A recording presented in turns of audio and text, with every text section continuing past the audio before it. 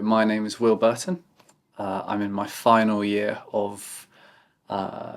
thesis writing now. Actually, hopefully the last few months or so. And I study kind of across human and physical geography, but potentially more on the human side of geography, looking at offshore wind expansion in the UK North Sea, and how that affects other things, other entities of that system, from a kind of social ecological systems perspective. So trying to look at the system holistically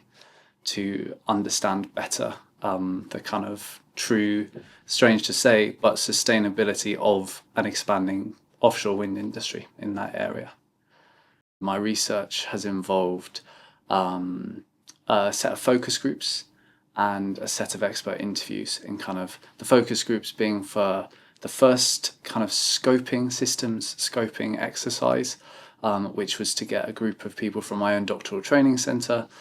which is Aura Centre for Doctoral Training in Offshore Wind Energy and the Environment, getting those people together to talk about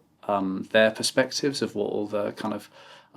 relationships are between different UK North Sea entities, and that kind of acted as a good way to kind of scaffold a kind of base map of what the relationships are between different entities,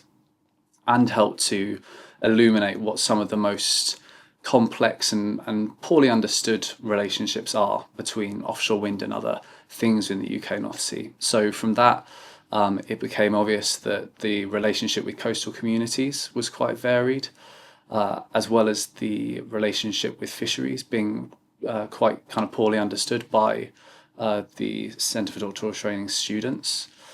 as well as the overall relationships with the kind of ecosystem. I would say those are the kind of main three things, as well as maybe the oil and gas industry was in there as well. But I haven't quite had time to look at the oil and gas industry offshore wind relationship yet. So then in the second stage of the research,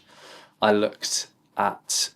getting experts who I thought could speak more broadly. I should say more broadly, but also in a higher level of detail on what the actual mechanisms for the interactions between the offshore wind industry and another key entity of the area is, and what all of the things that surround that relationship are and how they feed into each other. So I spoke with them using parts of the first relational map I'd made to kind of critique or corroborate the things that they could see on the map, and fill me in as much as they could on what the kind of what was going on underneath the surface with those relationships. And from that, I built up a more closer to policy ready kind of set of relational maps using something called the Social Ecological Action Situations Framework. And now I'm in the stage of kind of adding all of the data from both stages of my research together. And actually just literally finished doing that about 5-10 minutes ago, which is quite exciting, to now just be in that final kind of write-up stage and be able to use what I've had and put it into a kind of semi-quantitative model using something called fuzzy cognitive mapping to start to find out relationally what's actually going on as offshore wind energy expands in the UK North Sea.